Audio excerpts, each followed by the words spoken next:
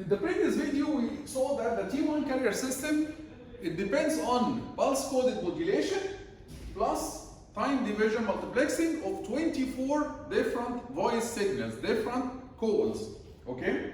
Before we talk about the frame structure of T1 carrier system, let me tell you that this kind of multiplexing 24 signals over the same cable, it was called digital signal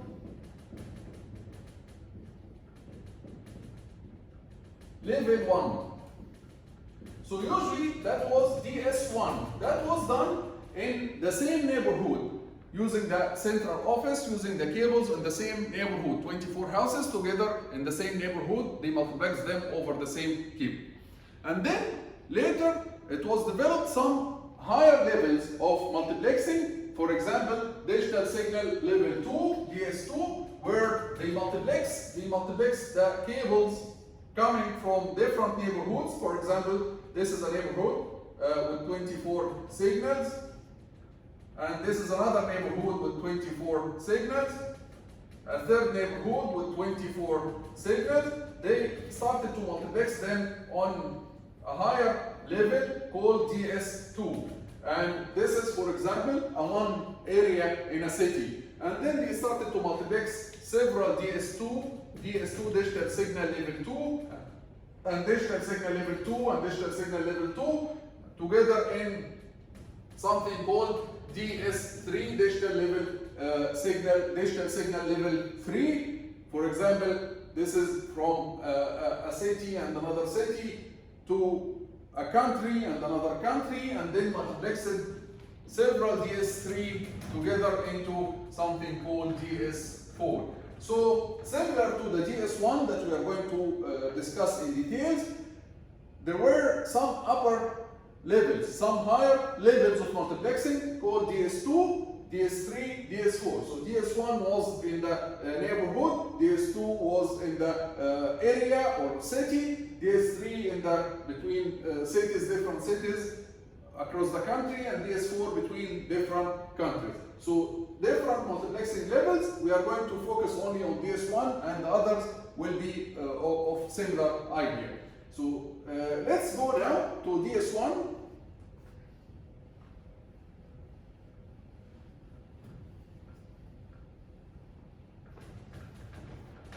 And the frame structure of DS1.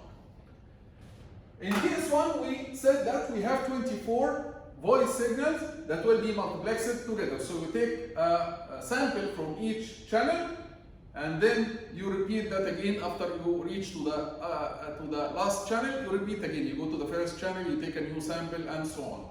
So when you take a sample from channel number 1 and you translate it into 8 bits,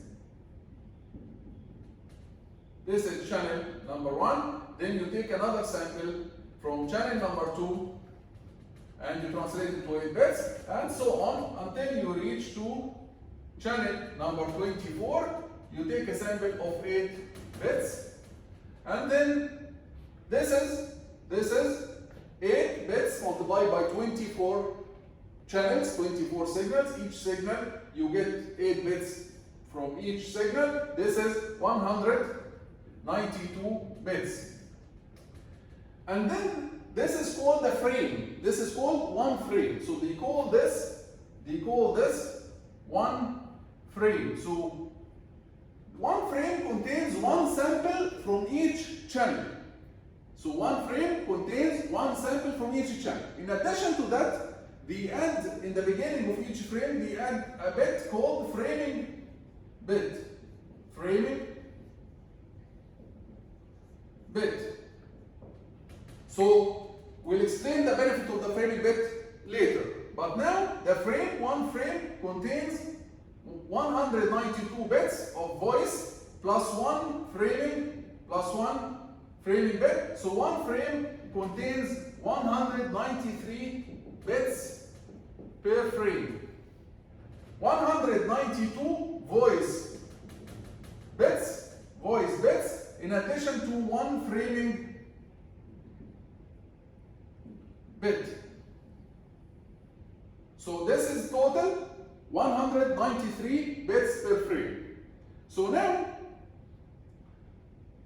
do some calculations. Let's do ask some questions and try to answer them and think about them together. If I tell you that for each voice signal, I need to sample it with 8,000 samples per second. Because usually you assume that the voice signal has a bandwidth of 3 to 4 kilohertz. So when we sample it, we have to satisfy Nyquist rate, which is the double. So 8,000 samples per second for each voice signal. So the first question is, how many frames per second do I have to transmit? So each frame contains one sample from each channel. One sample from channel number 1, one sample from channel number 2, and one sample from channel number 24. And I need from each channel to transmit 8,000 samples per second. So how many frames, that I'm going to call it frame rate, how many frames do I need to transmit per second? Frame per second. Of course, in order to answer any question related to the T1 carrier, it might be confusing here when you answer some of the question. So my advice to you is focus on one channel only. Put your focus on one channel only. For example, put your focus on channel number 1. Now, for each frame, in each frame you are transmitting one sample only from channel number 1. But from channel number 1, you need to transmit 8,000 samples per second. So, in order to transmit 8,000 samples per second from channel number 1, you need to transmit 8,000 frames per second, because each frame contains only one sample of channel number 1. Focus on channel number 1 again. Each frame contains only one sample from channel number 1. So if you want to transmit 8,000 samples of channel number 1 per second, you need to transmit 8,000 frames per second. So the frame rate should be 8,000 frames per second. Now, what is the bit rate? The bit rate means, again, go back to the units, the bit rate, bits per second. So what is the bit rate of the system here? We need to transmit 8,000 frames per second, and each frame contains 193 bits per frame. So if we multiply bits per frame times frames per second, this will give us bits per second, right? So the units here are very useful. Bits per frame multiplied by frames per second, this will give you bits per second. So if you multiply 8,000 times 193, this will give you the bit rate of our system, our T1 carrier system, which will turn out to be 1.544 megabits per second. 1.544 megabits per second. What about the framing bits? If I ask you, what is the framing bit rate? Framing bit rate. So how many framing bits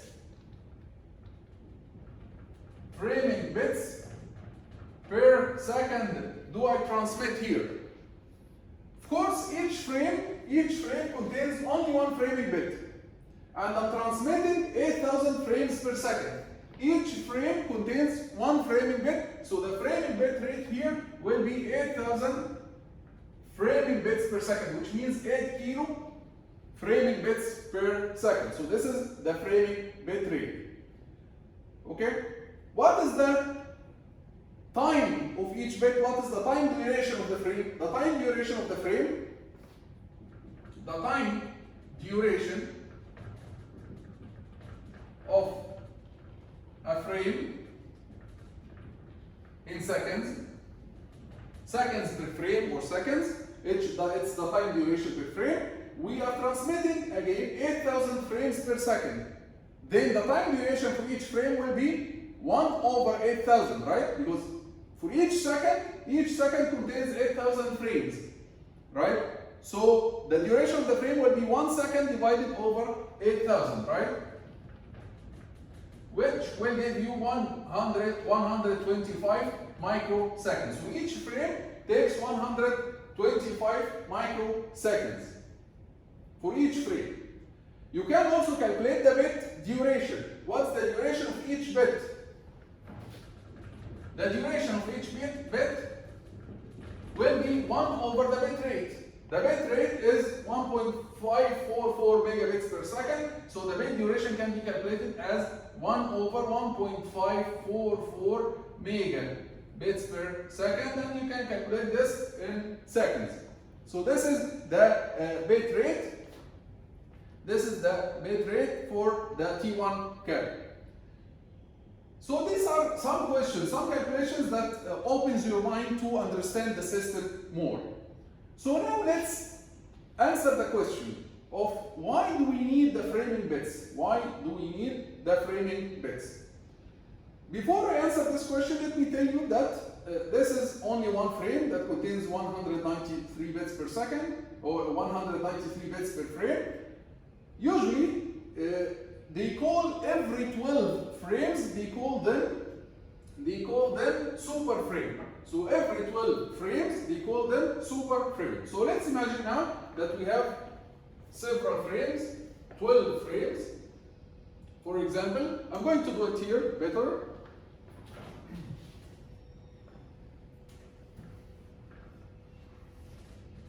So now, every 12 frames, for example, this is frame number 1.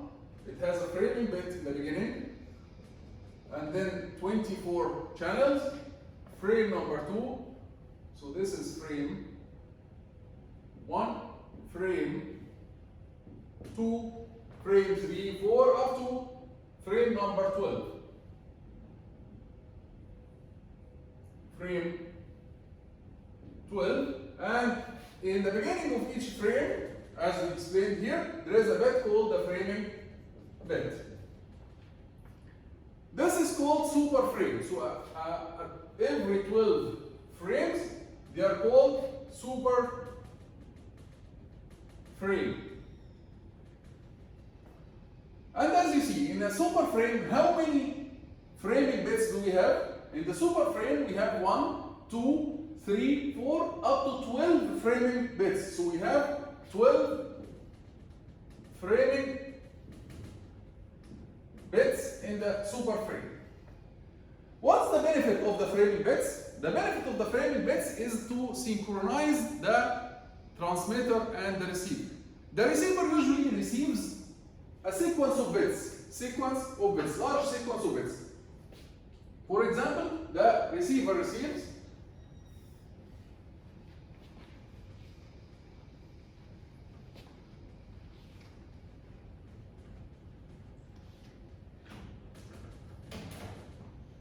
a stream of bits like this, 1 0 0 1 0 1 1 1 0 0 0.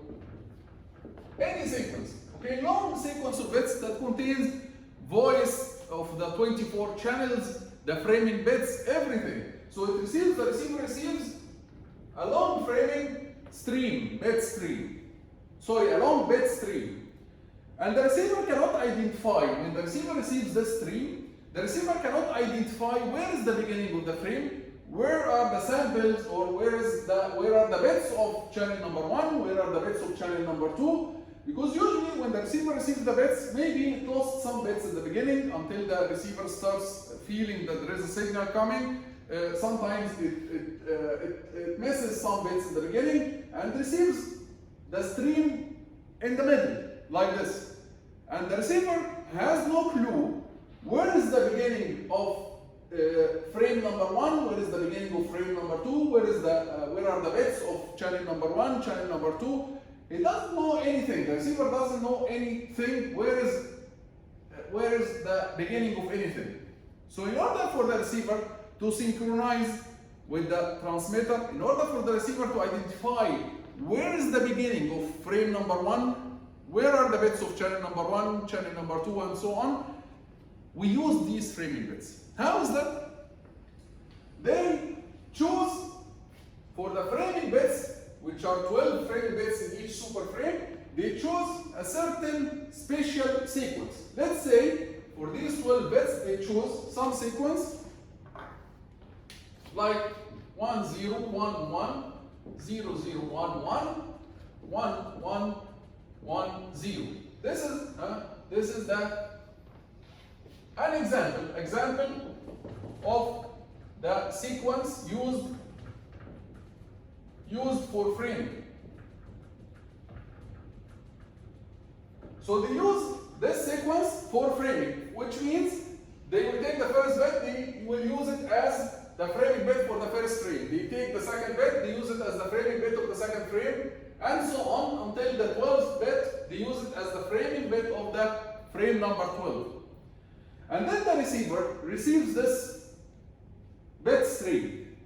The receiver wants to identify where is the beginning of each frame. So what the receiver will do is, the receiver will guess. The receiver will assume that, the receiver will say, let's assume that this is the framing bit of frame number 1. And then it will skip 193, of course, which is the length of each frame. It will skip 193 bits, and then it will take this bit, and the receiver will say, if we assume that this is framing bit number 1, this will be framing bit number 2 of the second frame, and then it skips 193 and says, if this is framing bit number 2, this will be framing bit number 3, and so on, until it reaches framing bit number 12. And then the receiver is going to compare these framing bits to the sequence. If the framing bits that the receiver guessed or the receiver assumed that these are the framing bits, if they are identical to this sequence, then the receiver found the beginning of the frame number 1, frame number 2. Even if the receiver finds the same sequence, if the receiver finds the same sequence but rotated, for example, assume that the receiver checks these bits and it finds that they are identical to this sequence but rotated, which means the receiver is going to find 0, 0, 1, 1, 1, 1, 1, 0, 1, 0, 1, 1. So it's rotated. This part became here. Then the receiver will understand that it found here frame number 5, because this is frame number 5, right? Frame number 5. This is number 1, frame number 1, frame number 2. This is frame number 5, and this is the framing bit of frame number 12. So if the receiver finds the sequence but rotated this, the receiver will understand that this is frame number 5, this is frame number 6, and so on. So the receiver will be able to synchronize with the sequence of the frames. So whether the receiver finds the exact sequence or a rotated version of the sequence, okay, then the receiver will be able to synchronize with the transmitter, and it will understand which frame is which. So it will understand that whether this frame is number 1 or number 2 or number 3. So the receiver will be able to know the order of the frame within the super frame. But assume that the receiver didn't find the sequence. So the receiver assumed that this is a framing bit, this is a framing bit, this is a framing bit, and then the receiver is going to check here, and the receiver found that it is not the same sequence. Then the receiver will say, no, my assumption was wrong. So what I'm going to do now is I'm going to take the next bit. So I'm going to assume, the receiver is going to assume that the next bit is the framing bit. And the next bit here is the next framing bit. And the next bit here is the framing bit, and so on. So it will try to shift by 1 bit and try again. Is it the same sequence? No. If it is not the same sequence, then it will check the next bit. It will check the next bit until the receiver reaches to the same sequence or a rotated version of the sequence. Then the receiver will say, okay, now I reached to the synchronization with the transmitted frames. So the receiver is going to check using this sequence. It's going to check, assuming that this is the framing bit, framing bit, framing bit, framing bit, check. No, check the next bit. This is the framing bit, framing bit, framing bit, framing bit, check. If it is yes, that's good. If it is no, check the next, shift by 1 and check the next sequence, and so on. So this sequence helps the receiver to synchronize with the frames transmitted by the transmitter, and using this sequence also the receiver will be able to identify which frame is which frame is number 1, which frame is number 2, which frame is number 12 within the super frame. And this is also important for an issue that we are going to mention later, to identify the order of the frame within the super frame. So this framing sequence, framing bits, okay, are used to help the receiver to synchronize, to know where is the beginning of the frame and what is the order of the frame within the super frame. Okay, that's it with respect to the framing bits. But there is a question here before we end. What if a question that may arise in your mind is, what if this sequence happened by chance in the middle? It's not framing bit. So what if the same sequence here, it happened by chance in the middle? It was not framing bits, but it happened by chance within the voice bits. What it happened here in the middle? The same sequence. Assume that the same sequence it happened here 1, 0, 1, 1, and so on. What if it happened in the middle by chance? The answer to this is, before choosing this sequence, they did a lot of research and they chose this sequence carefully so that with a very, very small probability it will happen within the data bits, the voice bits. So with a very small probability,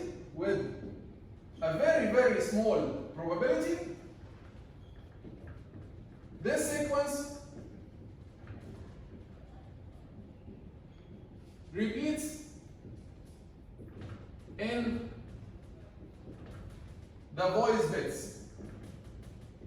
So they chose this sequence carefully after doing a lot of research so that this sequence, it doesn't occur within the voice bits, because if it occurs within the voice bits, then the receiver might synchronize with some bits in the middle, right? And then it will cause a lot of errors. So the receiver will assume that this bit is the beginning of the frame rather than this bit, and this bit is the beginning of the frame, and it will cause many errors in decoding. We'll stop here, and next video we continue with the T1 carrier system.